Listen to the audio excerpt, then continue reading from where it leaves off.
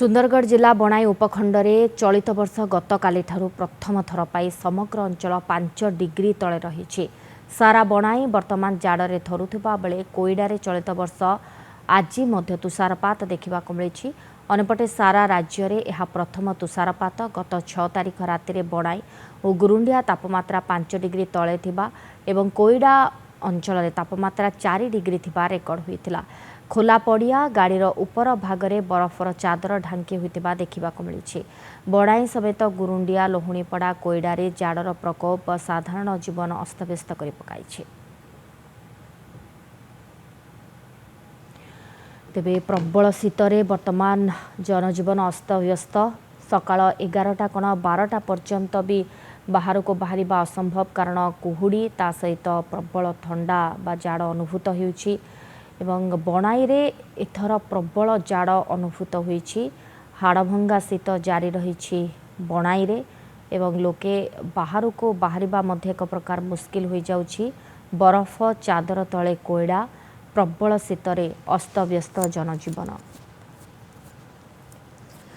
बाहर खेल पड़िया कहतु किंबा गालीचा बा कार उपरी भाग एसबू गोटे पतला बरफर आस्तरण मध्य देखा मिलूँ एवं लोके निज निज काम बाहर सकाळु टिके भारी पड़ जाए कारण सकाळर जाड़र प्रभाव ता सहित कुहुड़ी।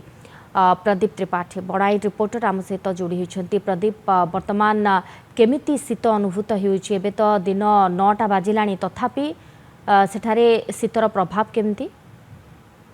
देखो सोनाली ये गतकाली नुह 2 दिन है शीतर प्रभाव हठात वृद्धि पाई एवं समग्र बणाई समेत गुरुंडिया लहुणीपड़ा कोईडा अंचल रे प्रबल जाड़ अनुभूत होउछि एवं जार परिणाम स्वरूप गतकाली कोईडा रे प्रथम तुषारपात होता एवं आज बलवत्तर रही तुषारपात।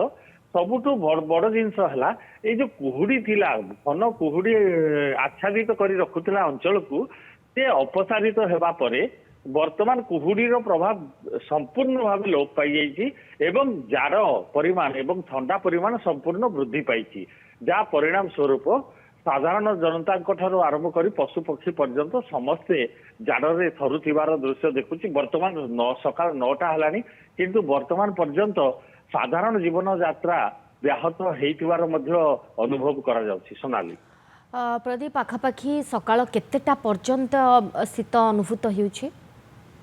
सकाळ देखंतु सकाळ 10टा नहेले केही घरु बाहरिबाकू भी साहस करू नाहंती। निजे निज केमती उषुम केमती गरम रे रहिबे सेही व्यवस्था रे समस्ते अछंती एवं खरा जेतेबेले टिके टाण होउछि ता परवर्ती पर्याय रे लोके जीवा आसवा करुछंती एवं चल प्रचल करुछंती।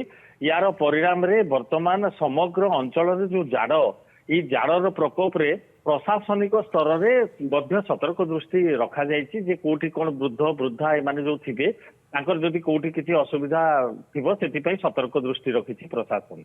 धन्यवाद प्रदीप आपन को सूचना पाए।